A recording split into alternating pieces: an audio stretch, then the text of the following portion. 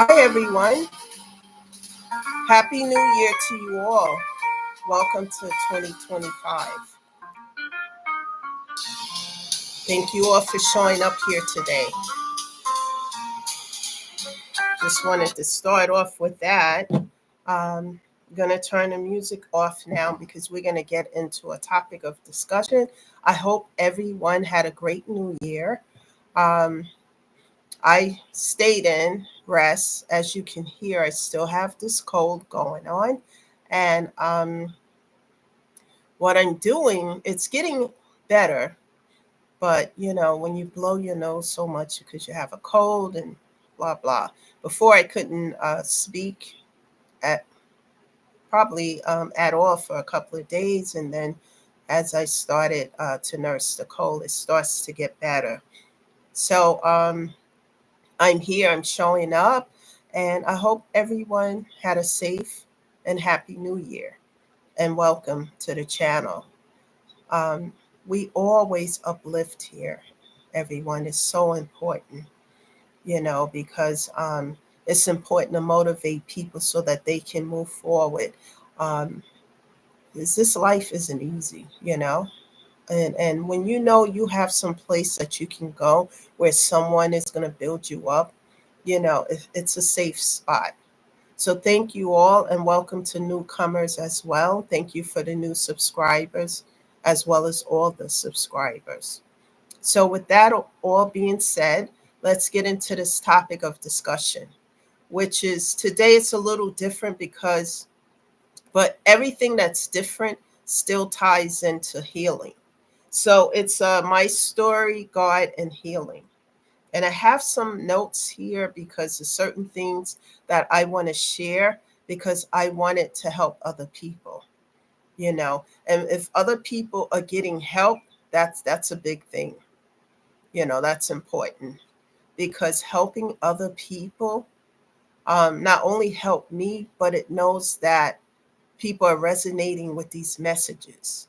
And what that means to me is that the experiences that I share here about what I had to crawl and bite and get through, that other people can relate because they may be currently going through those circumstances or they already have gone through them. So let's get into it. Um, Today, I'm going to go way back to in my life as a kid growing up. As a kid, not just growing up, but growing up in organized religion. I had no choice in the matter of when my parents separated and my mother decided to go into organized religion. You know, I was a young girl, probably about 7 years old at the time, 6 or 7. I remember her saying to me, "This is going to be the last time that you celebrate your birthday and Christmas and all of it." So, and she was saying this on the day that she was getting baptized with this particular religion. One of the things that I am grateful and proud of that I always believed in God. It helped me to have a relationship that I have with God today to believe in Him because some folks don't. But anyway, I'm telling my story and perhaps it's going to help somebody here. So I was sad about that. No Christmas, no birthdays, none of that anymore. I remember being in school and me and my chair had to be sat outside the classrooms. It was during a time where they had Christmas parties, Halloween parties, birthday parties, and none of it for me. Um, so at the age of 17, I believe, I was baptized into this particular organized religion. Remember, guys, I don't use names here, but if you know what I'm talking about, you know. So by 17, I got baptized, um, and by 23, I was ousted out. Excommunicated is the word that they use. And when they do this, your name is read out during the week. They gather during the week and then on Sunday. So your name is read out during the week, being told by the organization members there that you're no longer a member and that you're excommunicated. And then what happens is that on Sunday, they give a sermon as to why you're excommunicated. They don't use your name or say that. But people are not naive. They put the one and one is two, right? So I can remember a friend of mine. I'm going to give you an example without using this. A friend of mine who was pregnant, and she was dating someone outside the organization, which is not allowed when you are specially baptized, and and having a child out of wedlock, whatever. And they came to her door, excommunicated her, told her she was being excommunicated, read her name out during the week, and then on Sunday, I think they gave her like a sermon on fornication or adultery, whichever it is. I'm not sure at this point. So people know why you're excommunicated, which I was never a fan of that method. But anyway, getting back to me regarding this situation, getting back to my story. So I was ousted out at 23, but before it even got to that point, people, I could do a movie and probably make millions off the movie when it comes to my life story. But I'm just saying all the stuff that's happened. So I was sat down to discuss, what I was doing, because I could never follow the rules and regulations of this organized religion. I'm a person who have always, since a child, marched to the beat of a different drum, and what that means is that free spirited, a person who just, want to help other people. I've always been a person who've never, um, how do you say that? I've always been diverse, always accepting people, culturally, wherever they came from. If that person was my friend, I had their back and they had mine. Nothing else mattered to me. Poor, rich, white, black, whatever. None of those things ever mattered to me, and I was always different like that from the time I can remember. Always attracting outside friends, which is a no-no regarding the organization, and I slowly drifted away in my 20s because I had so many questions, and they that what went unanswered. And women's position is to be seen and not heard unless they want you to. So it was a lot of things going on. So when I sat down, I had an opportunity, according to them, not to be excommunicated. And I'm telling my story because people can say a lot of different things, but I'm telling it straight from me, the source of my situation. And I sat down with them, and to prevent this, they wanted, me to uh, stop associating doing what I was doing or whatever. And they were going to, what is it called? So many years ago, I think public reprove me. What that means, read my name out. I'm still active, but certain responsibilities and positions will be removed for a period of time, whatever that means, or I can just be excommunicated. And what they offered to do instead is for me to get married to somebody. I was 23, wasn't interested in that. And it sounded from the conversation like someone of their choice. Can you imagine doing something like that, which would destroy that young man's life, and it would have destroyed my life because the person I am today is so different than back then.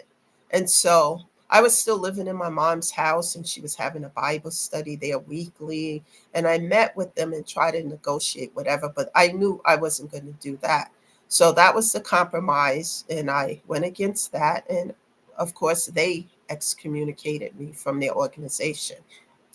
However, my mom was very upset about that. I had to leave the house because she had a Bible study there. I went to stay with my father, but the surprising thing is that my father really stepped up to the plate.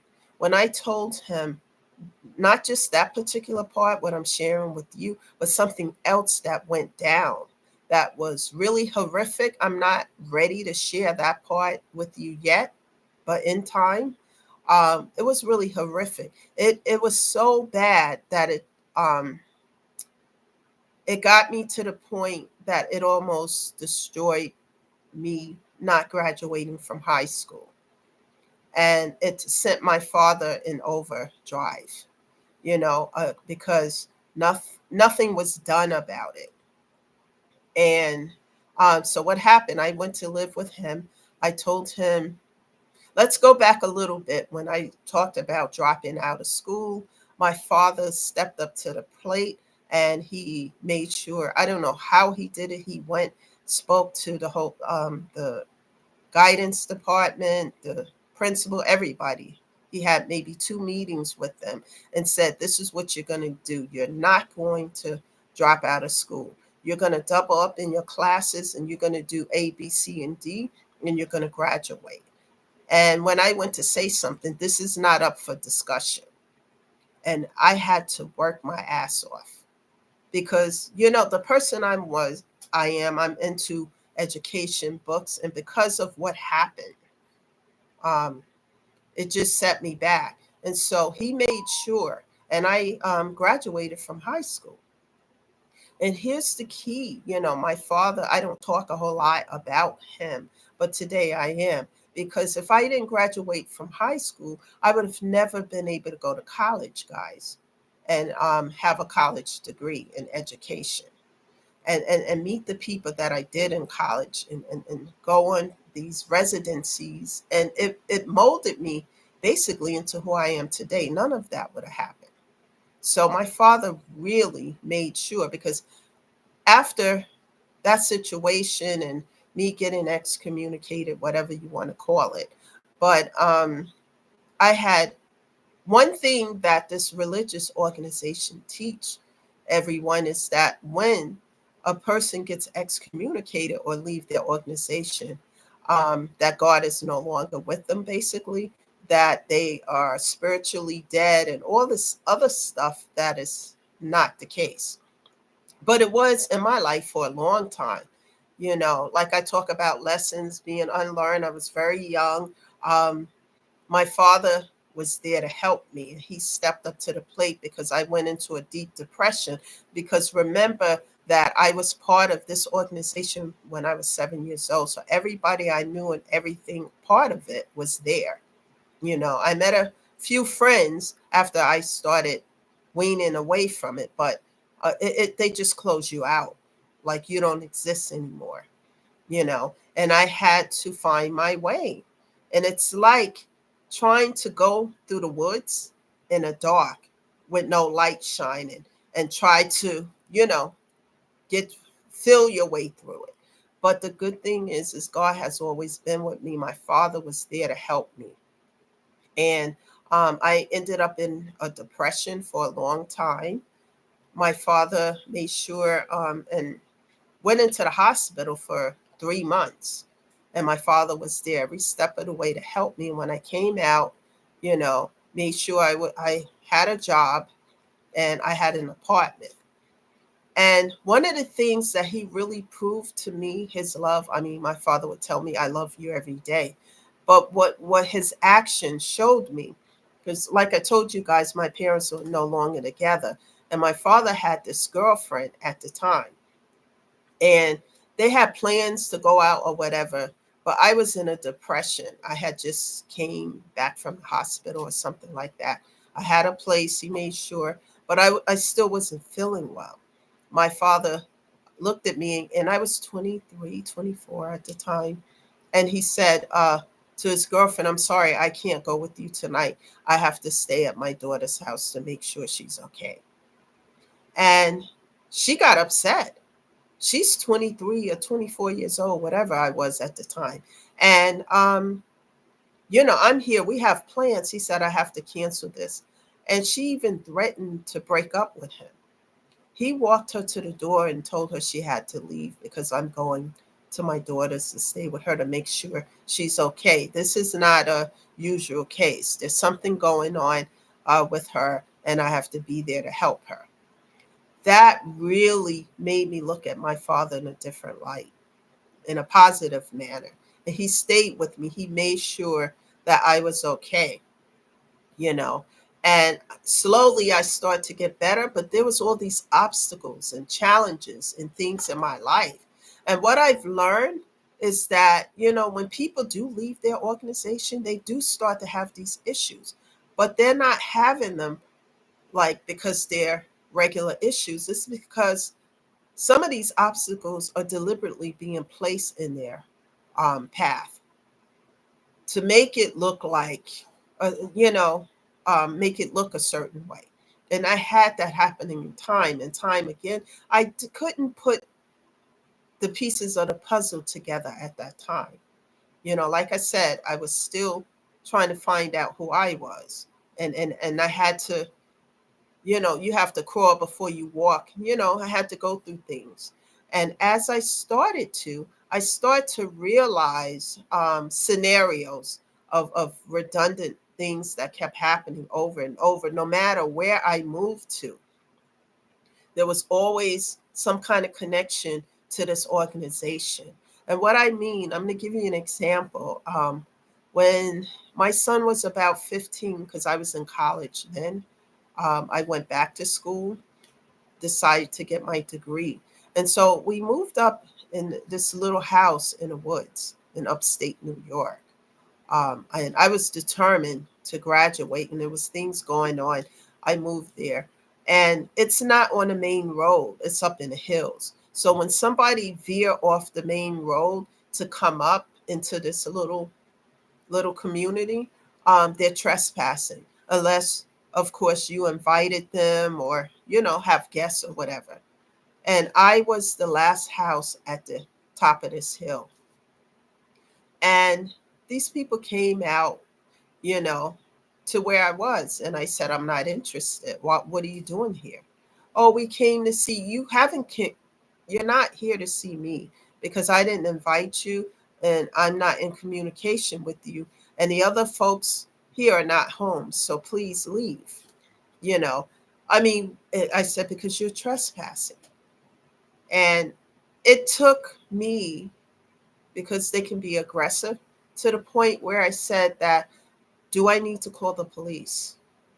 And then this is when they left. But things like this kept happening, wherever I move or wherever I go. And it is not, how you say the word, coincidence. I have a little cold, a coincidence. It's not that at all. And I start to realize that family members who I haven't spoken to in 20 years contacted me to get information to see where I am. It's like it kept happening over and over again. And to the point where I said, something is not right here. And so when I used to belong, to a group of individuals that were in that same situation as myself, of excommunication, and they all had stories on the same line. And we started to compare, and I started to realize that this was a deliberate act. And so I just asked God to help me, please, and just following my life. Then, hearing stories that I'm doing things that I would never do. Yes, I was a person who loved to be in the clubs, to dance. I love music. I love dancing, and I used to do that, but I was not doing the things that was going around, what was being said. And when it was getting back to me, especially by family, so-called family members, it was never the case. So I said, okay, this is something. And one time I went with my mother back one time. And that one time was so humiliating to me, um, because after their meeting, I went into the ladies' room to use the bathroom. And while I was in the stall, I heard a conversation about myself that was not good. And I'm not going to repeat it, but it was so hurtful to the point that I would never, ever have any connection with those people or the organization. And I had said, I'm never coming back here. And I had to fight, and crawl through, questioning God. Why did I have to go through these things? What's happening? But people, sometimes we have to go through something in order to get from A to B to C to D. We have to grow and evolve, to heal, you know.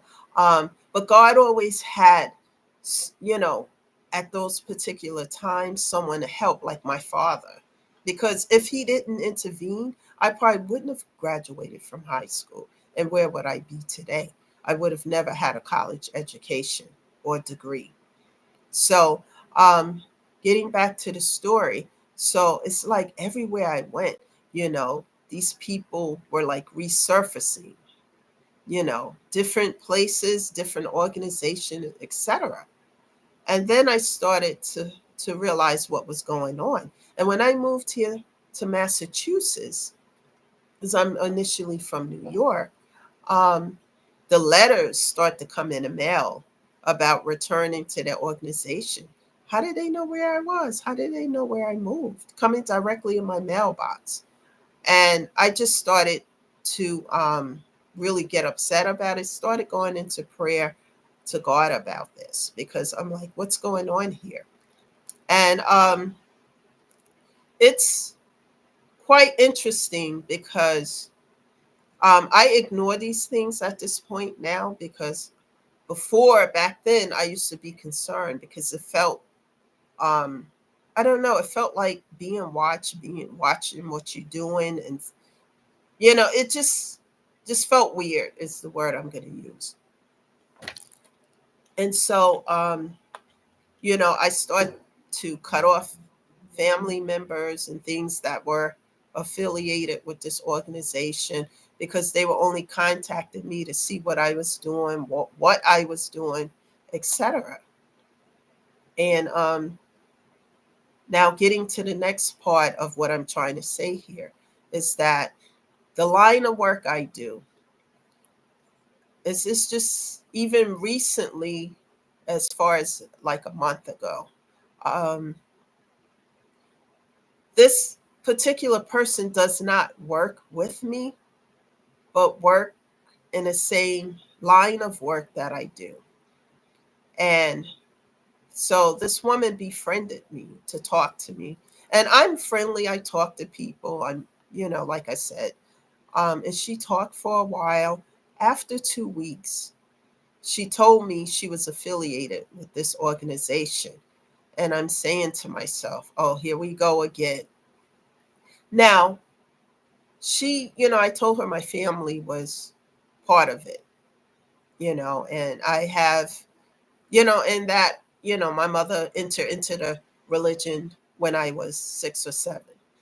Then she comes back and she says to me, did you ever get baptized? And you know, I already knew what this was about. And I said, yes. And then she asked me if I was excommunicated. According to them, yeah. But I have a relationship with God, and my life is good. I said, because God, I have a direct relationship with God. I don't have to go through them to get to God. And she didn't understand that. And I'm like, this is not the place nor the time to have this discussion. But thank you for letting me know who you are. And that's it. And it used to disturb my spirit so bad, because no matter where I move or where I went, it's like you can't get away from it. And I'm at the point now in my life that I'm telling this story because I used to think that that was the source. But the source is God. I don't have to go through a father.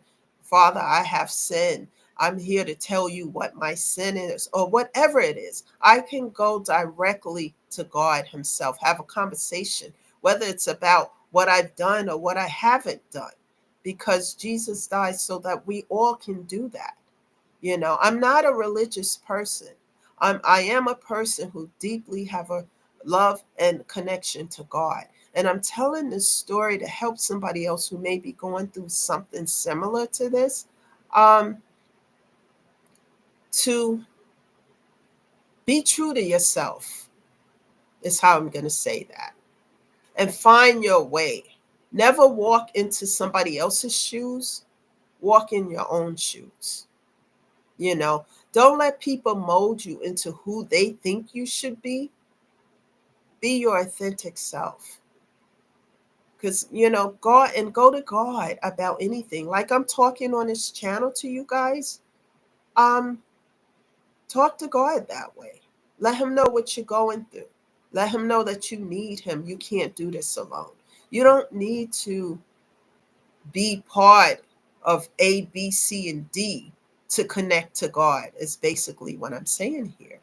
And those and the reason why I kept mentioning everywhere I moved there, because I felt like these people within this organization was trying to make me feel like walls and things were closing in on me so that I can, like a scare tactic, to come back into something that I never fit into in the first place. And I knew I wasn't going to do that, after everything that I've gone through. And, if God is for me and you, who can be against you?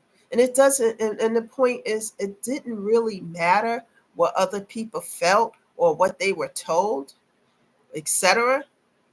What matters is your relationship with God. Excuse me.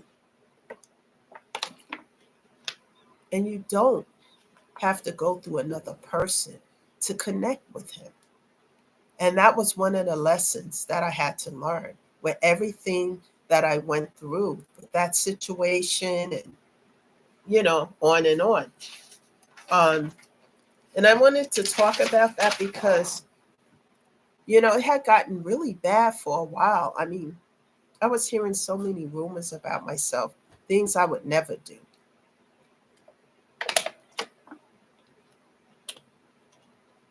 Things I would never do, guys. Excuse me, I still have the little cough going on. But it was just important for me to be on here to talk about this because, excuse me, somebody might resonate with what I'm saying. They may be currently going through something similar, and they need to know that they're not alone. When you hear somebody else's experience and what they've gone through and how they've gotten through it, then you know that by hearing it, perhaps something that's being said will resonate with you to help you to understand that you can get through it too.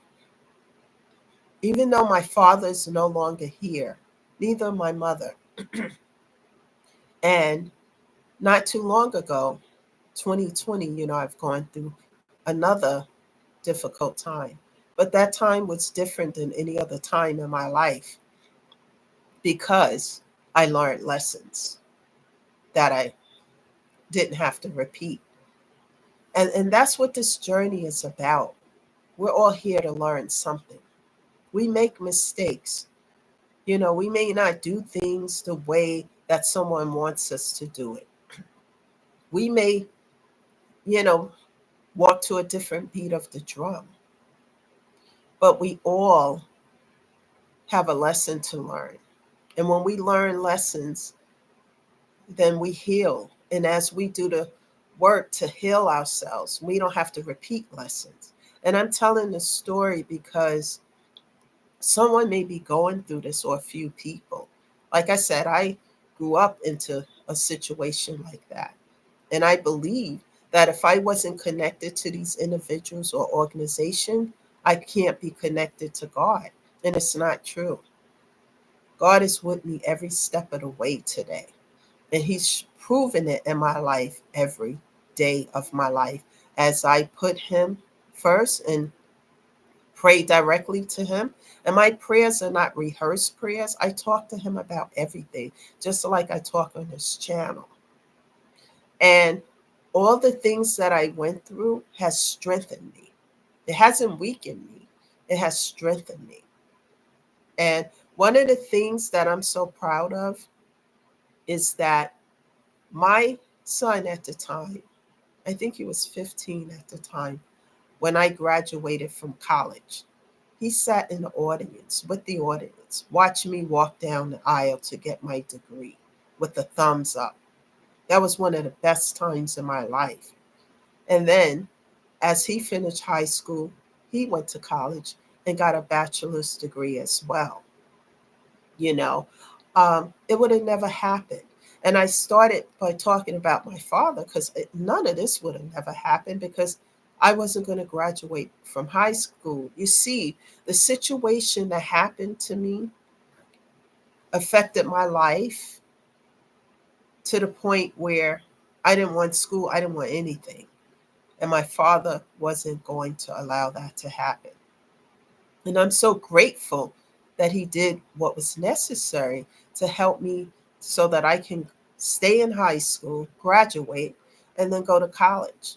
And he was there to help me to get through one of the most difficult times of my life because when we're talking beyond isolation, we're talking about being shunned to the very core, where people you know and grew up with don't talk to you because of something man made according to their rules and regulations.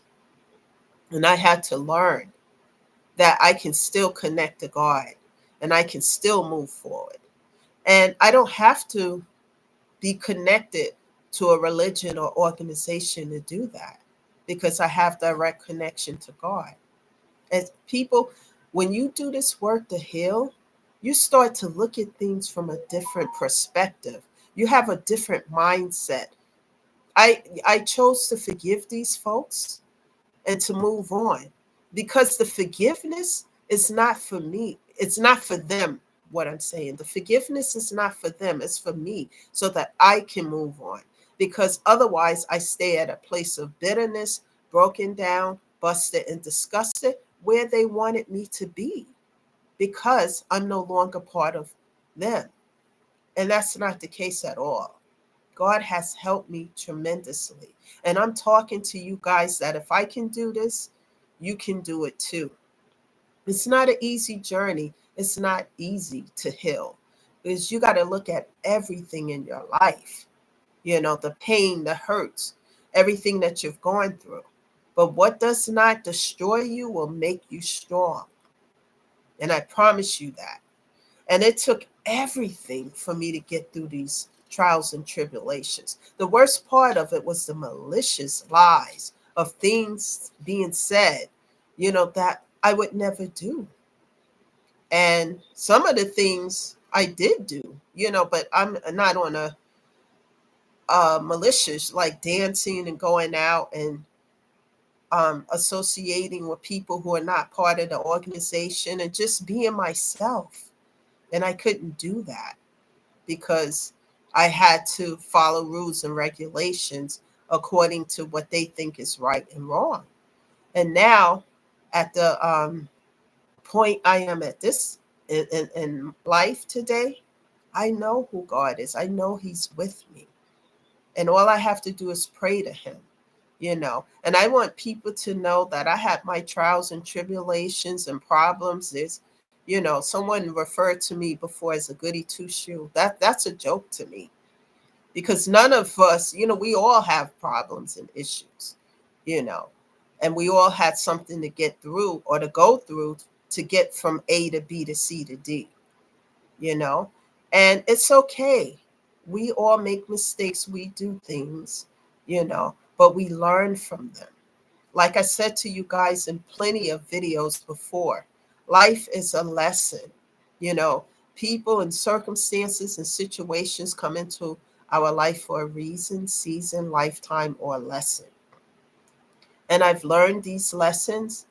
And you have to learn to love yourself as you get on this journey to heal, self-love. Because as you heal, you start to love on yourself.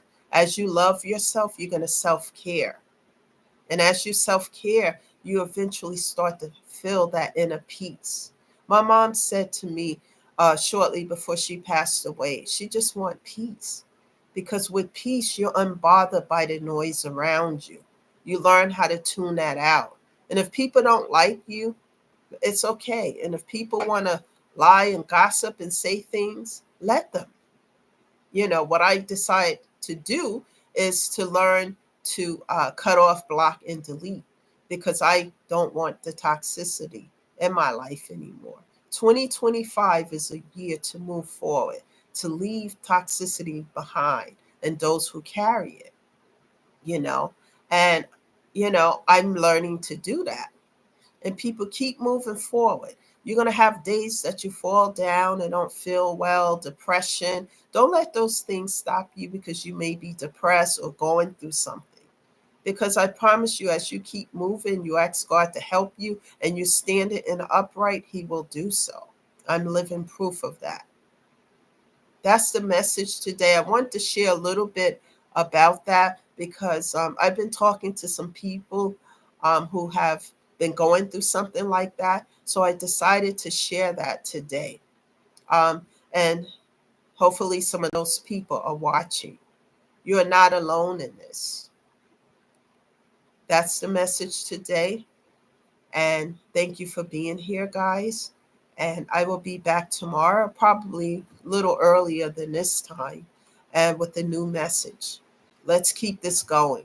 Let 2025 be the year that you put yourself first to heal, to grow, evolve, and to have inner peace. Thank you, guys. This is Lisa shedding love and light, and I will see you guys again tomorrow. Bye for now.